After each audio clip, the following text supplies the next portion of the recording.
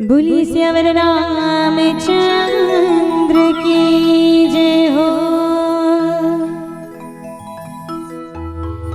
जब तक सांसें चलेंगी तुझको चाहूंगी राम, मर भी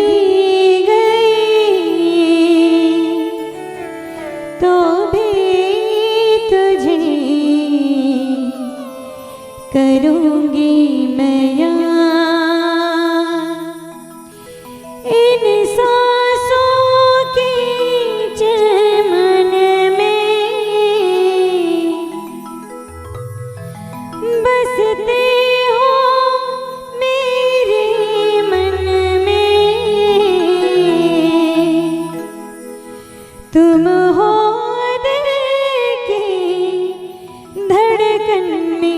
हो राधा,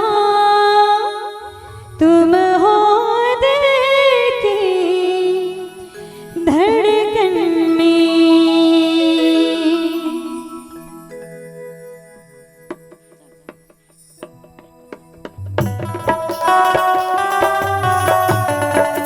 जय हो।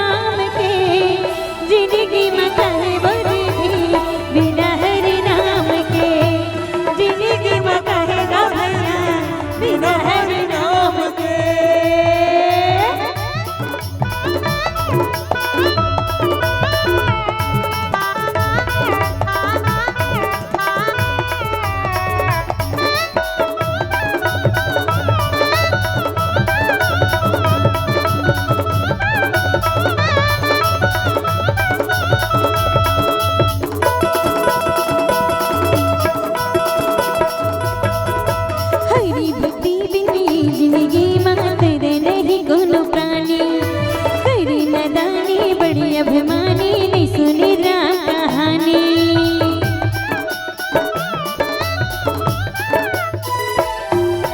हरी भक्ति बिनी जिंदगी मां तेरे नहीं कोनो प्राणी, करी नदानी बड़ी अभिमानी नहीं सुनी राम कहानी। कहे ना लसन संग बारी ऐसे में हुई वो बारी, कहे ना लसन संग बारी ऐसे में हुई वो बारी। आहे भक्ति तोरे काम के जिंदगी में करे वो दीदी बिना हरि नाम के, जिंदगी में करे वो भैया बिना हरि नाम के।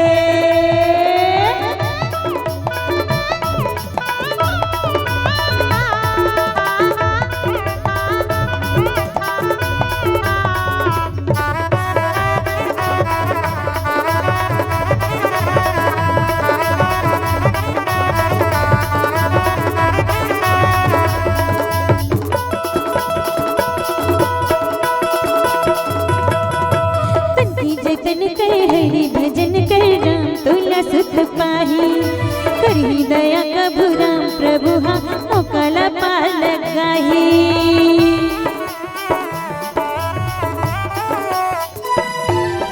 तंती जतन कर हरि भजन कर राम तुला सुख पाही, करी दया कभु राम प्रभु हा दुनिया ले पाल गाही। रामायण में पीड़ित लगाले साधु की संगत माया के, रामायण में पीड़ित लगाले साधु की संगत माया के। आहे माया कौन काम के जिंदगी में करे वो दीदी